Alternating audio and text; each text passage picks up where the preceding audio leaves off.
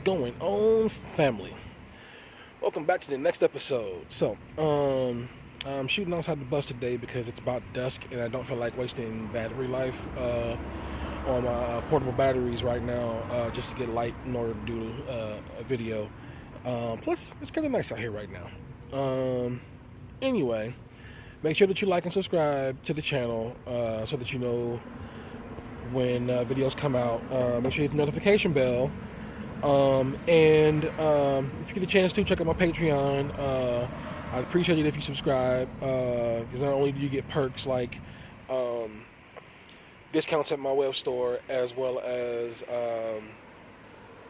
soon to be blooper reels that will be going up that will be exclusive to the Patreon subscribers, but you also help a brother out for when I go on my hiatus due to my surgery coming up soon, and I'll be down and out for a little while and unable to actually do much of anything. So during that time it would be appreciated if I could get a few subscribers in there to help me keep things moving forward while I won't be able to actually make anything, to sell anything, as you get to see at the beginning of my videos every time I do a little excerpt or a little clip of a piece that I've done in the past that I have on my site. Anyway, so today is about storage, specifically revolving around my storage in the back, but in general.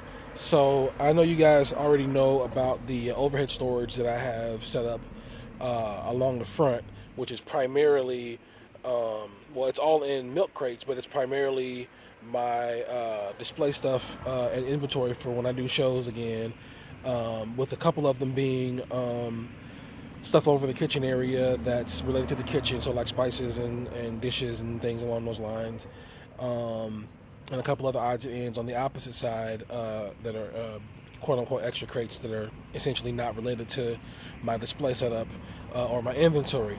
But as far as the back end is concerned, I do have more space for more crates, which you will see some in the extra footage that I took specifically revolving around that. But I do have space on either side of the back area that I will be utilizing for that purpose.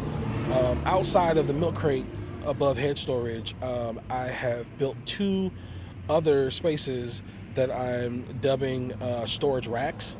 But all said and done, they are basically built out of grid cubes. I was able to, given my opportunities involving me, vending at events and so on and so forth, I came across a very, very rare opportunity to get my hands on some grid cubes, or not grid, yeah, grid cubes, I'm sorry. I say grid cubes and I'm thinking milk crates at the same time, so that's where that came from. Anyway, I was able to get my hands on a very, very large amount for a very, very, very reasonable price. So I decided to go ahead and go for that because it kind of killed two birds with one stone. It gave me a very, very nice option for being able to modify my display setup when I do decide to try to utilize those, because I'd have plenty left over from what I've done so far, and I will be using more, most likely in the bus as well. But the ones I got in particular are a little outside of the norm from what I know about using. Normally they come in 12 by 12 squares, and that's what I actually have. That's part of my display. I have a box of those that I picked up that I utilize within my grid wall pieces. There's pictures. I may actually throw some pictures up here from old display setups, just to show what I'm talking about.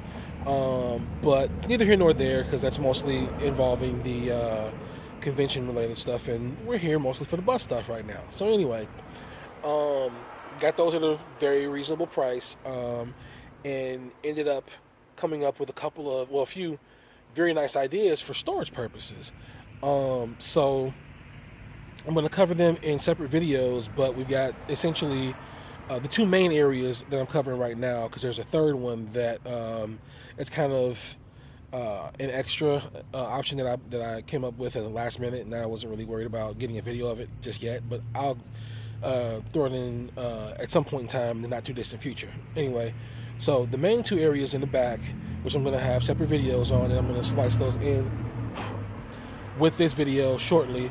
But my big one is off to the, if you're facing the back of the bus, off to the right hand side. If you're in the back of the bus, then it's off to the left hand side. But it's the main area where I have the majority of my stuff stored, and there's still going to be some modifications that are going to go into it, but it's generally built out for the most part the way I want it built.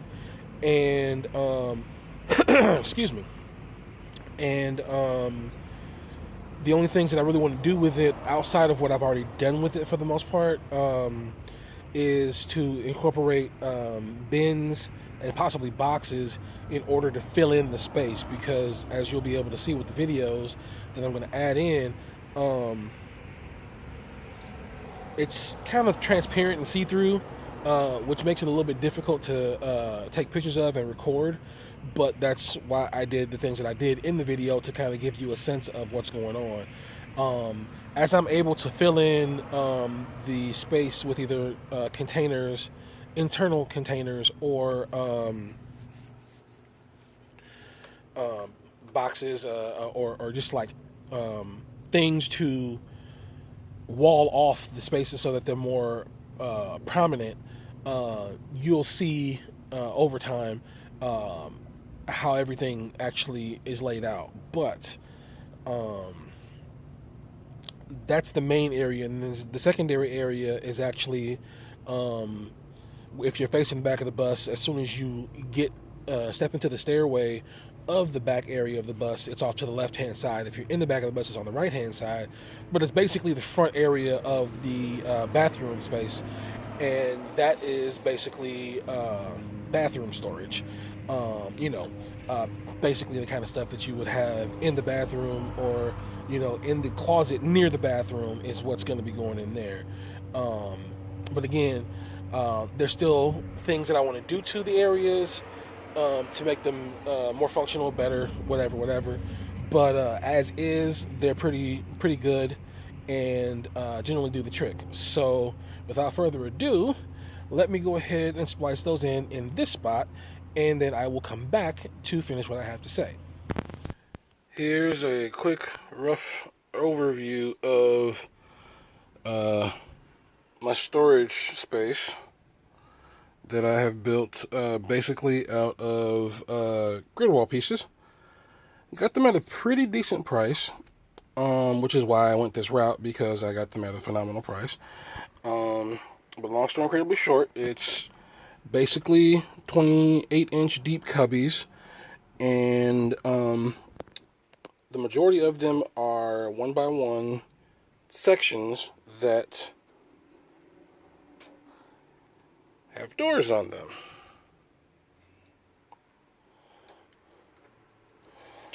The majority of them have doors that lift up.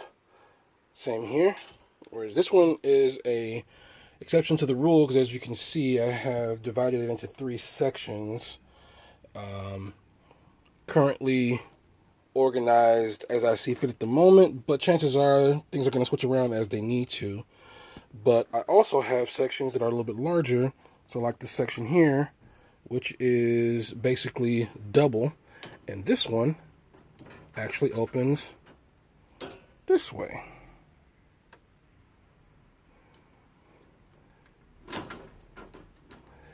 They're a little loose, but they do the job. I'm still working on figuring out exactly what I can do to solidify them a little bit better, just as far as the little shifting here and there, but it's not, horrible, so I'm not really worried about it at the moment. And lastly, at the very end here, you can kind of see it open at the moment, but I'll open it further.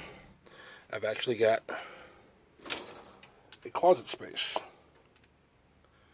which includes having a place to hang things. And there you have it. I have the bathroom storage. Again, items still kind of pending where they're going to be. This is what makes sense for the moment. But the entire setup is basically grid cubes and it is 2 squares by 1 square, basically. Again, with doors. This side is most likely going to just have doors that lift up because I don't have a reason to have anything over here that stands out and requires double spaces or spaces that have doors that open to the side. So for the sake of doors not being able to open if the clips, for whatever reason, come loose while driving, will most likely stay shut, and whatever's in them will most likely stay in place for the most part. Okay, so that said and done, basically, things that I intend on doing, like I mentioned before, are mostly revolving around walling the areas off so that they're more easily visible and more prominent, as well as just for containment of small items that can actually slip through the openings in the grids. Because I want to say those spaces are like roughly 1.5 inches by 1.5 inches squared, give or take. It might be 1.4 or something along those lines. But anyway, fill in those gaps so that things can be held in there that are smaller than those gaps. I don't have to worry about things like bouncing around while I'm driving or whatever. The really nice thing about that whole setup, though, is that not only are the compartments generally modular, I basically built it in a way where the outer wall is solid, so to speak, like it's all zip tied to itself to make it the main area. But then the inner dividing sections that make the cubbies and the sub cubbies, just came up with that one, are connected together, but not connected to the not completely connected to the back wall or the top wall or the outer walls in general. And what I mean by that is, well, they're connected, but they're not zip tied in a way that makes them difficult to move around. So if I want to change the layout, the internal layout of that space, I can do so, which I've already done when I added the space that has the door that opens to the side. It's like 2 sections or 2 cubbies open up into one. I actually opened that up after I had done the build because I realized that that was a smart option for being able to do something that I will show you guys once I actually have it done. I don't want to spoil this one. I really like this idea, and I don't want to give it away before I have it done. So be prepared to see something very interesting with that particular spot for entertainment purposes. Anyway, not only does it give me the ability to reorient or reconstruct the internal spaces, as far as like opening up multiple areas to make one bigger area, I can also, slide in and divide other areas like I did with the 3 sections that were in the one area that I zoomed in on. Also, the entire thing being made of the grid pieces makes it very easy for me to, if I absolutely need to, move the entire thing. You're probably wondering how the hell is that going to work out. So simply put, which I'm actually most likely going to do some footage of that as well, not right now because time is not on my side for that, but I'll probably do it in a different video. Anyway, I can take a tie-down strap, hook it pretty much anywhere along that entire structure, and use the safety bar above that to literally like a pulley lift it, and for the most part, regardless of how much weight is in there, as long as I'm not completely stressing the grid pieces and pushing them to the brink of being broken because of how much weight I'm lifting, I can generally lift them. I'm nowhere near there right now, as I've actually played with this concept and been able to kind of shift them around as I needed to. And which part of that is going to involve me doing some reorientation of some of the squares so that I can fit it in more flush to the area that it's in, because right now there's spaces, there's wasted space in regards to it right now. But I don't have the time and energy simultaneously to fix that, so that'll come later. Anyway, yeah, if I ever need to lift it to like move it, maneuver it back or forth or to the side or whatever, I can literally create a pulley system with a tie-down strap and the safety bar above it in order to do that. So that's one thing. The other thing is, if I ever feel like the structure in and of itself is in danger of possibly tipping over while I'm driving, I can use that same method to secure it to the overhead bar in order to keep it from tipping over. Same goes for the one in the bathroom area. All I got to do is take a tie-down strap, or I could even do zip ties, but any kind of a strap that allows me to go through the openings in the grids, and then over the safety bar above it. That's all I really need. Very simple, straightforward, can be done in seconds, and I don't have to worry about the whole structure tipping over and stuff getting damaged in it, or the grid pieces getting damaged or whatever. So that's a very, very big plus in my head in regards to the whole thing. Now, the other side of that coin is, if I so see fit for whatever reason, I can deconstruct it partially in order to change the setup. So if I wanted to, say, take half of the section on the bigger section and put it on the opposite side of the bus, you know, if I want to put storage over the wheel well or something like that, because I can literally build these like around the wheel well and make it storage, which is what I did on one side, actually. That's part of the wasted space that's in there, but I digress. I can literally cut a few zip ties going down a specific spot, and then move the section I want to move and rebuild the outer wall for the section I have left, and then build a new wall for the section that I took away. So this gives me a level of future modularity that I wouldn't otherwise have with like a standard cabinet type of structure. Also, again, following my edict of avoiding utilizing wood for building my structures and furniture, to minimize bug issues as far as like termites and obvious stuff when I'm traveling, but at the same time minimizing the opportunity for a lot of other types of bugs to make a home in the bus. Same for rodents. It's going to be very difficult for mice to really, for one, hide inside of containers inside of that grid case, but two, just get around from opening to opening, unless they're really, really good climbers. But even if they are, it makes it more visible, because as of right now, everything is open. Now, when I do start building stuff to delineate the spaces and make them more visibly separated, it's most likely going to be, to be totally honest, I'm probably going to focus on utilizing things like clear acrylic, plexiglass, things along those lines, so I can still see in there without having to open everything up.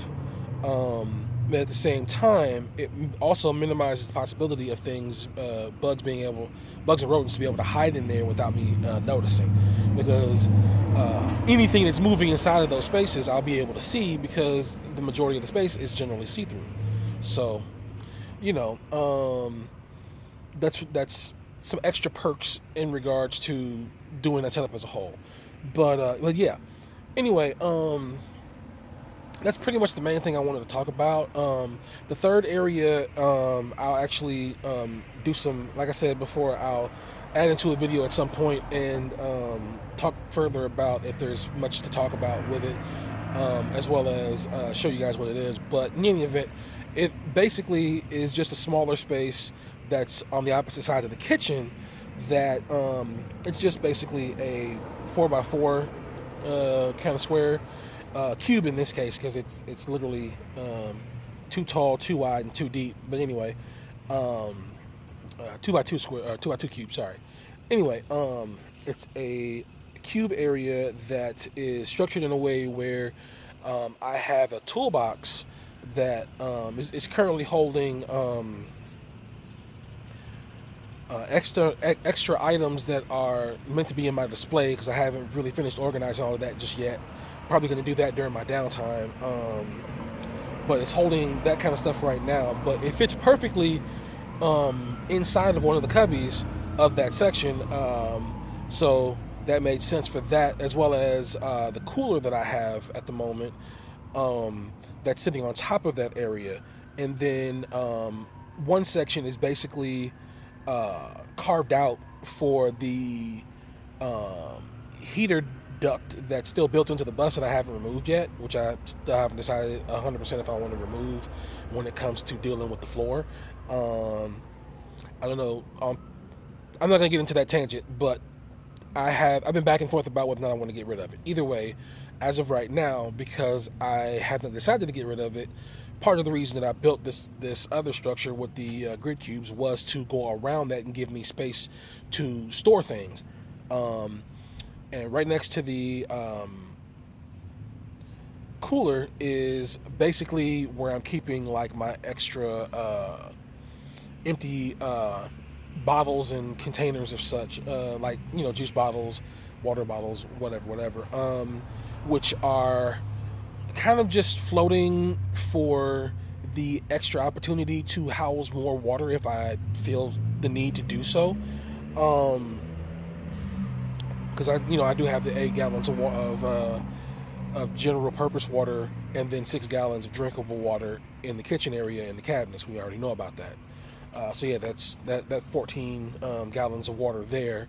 But just in case, just if I feel like, stocking up on excess water for whatever reason, I have that option now because I have a place to store those for the moment that I literally built for that purpose. So that's pretty much what that's all about and what that's for. I have a couple more ideas on some other things that I want to do with those pieces, whether it's in the bus or up in my shop. We'll see, because I have plenty more than I need. Again, the price was phenomenal, and I went overboard as far as my needs are concerned because I wanted to future-proof utilization of them. So, before I let myself forget about that, one of my favorite things about the fact that I got the size that I got is, again, they're 14 by 14 as opposed to 12 by 12, what I'm used to. The 12 by 12s actually fit pretty well inside of the milk crates, which makes life very good because with the display setup, one of the milk crates I have actually has all of my display grid cube pieces stored in that, and they fit perfectly. But with the 14 by 14s, because the outside of the milk crates are 13 by 13, they fit inside of the cubbies in the back display. So one of the options that I have for being able to organize that back area is to utilize more milk crates, which I have stored a couple in there, just kind of playing with the idea on and off to see if I like, what I was utilizing them for, which is fine, but I most likely will end up more so using clear containers of some sort that fill in that space as much as I possibly can. But yeah, that's pretty much all that I have to say about that. We're going to wrap it up because these mosquitoes are getting kind of annoying right now, and I don't want to spend the next few minutes trying to talk to you guys while swatting at these damn things. So, as usual, thank you for being here. I appreciate you guys for paying attention to this craziness that I'm up to as of late. I appreciate you guys for just being around, listening to what I have to say, watching this build happen. I really hope that I can, inspire other people, help others think outside of the box, because like the majority of this entire setup, part of my goal at doing what I'm doing is to think outside of the box, which even when it comes to the point when I'm ready to deal with my floors and possibly my walls and ceilings, you will see how that's going to play out as well. completely out of the box, because I don't want to do what everybody else is doing for multiple reasons. One being, everybody else is doing it. It's cool and all, not knocking them. It is what it is, but that's not my style. Also, minimizing the amount of wood that I utilize, as I mentioned before, also helps minimize dealing with things like termites, depending on where I happen to be in the country when I'm traveling and parking to either chill, get work done, do an event, or just rest. As well as just other bugs that tend to gravitate towards home dwellings that tend to be made, tend to have furniture and stuff made out of wood. I want to minimize the desire for bugs and rodents to even be around me, in that respect. Just like, keeping food in the bus, and things along those lines that can become problems. I don't mind bugs in general. I don't mind, rodents in general, out in nature, out and about, whatever, but just not in the bus.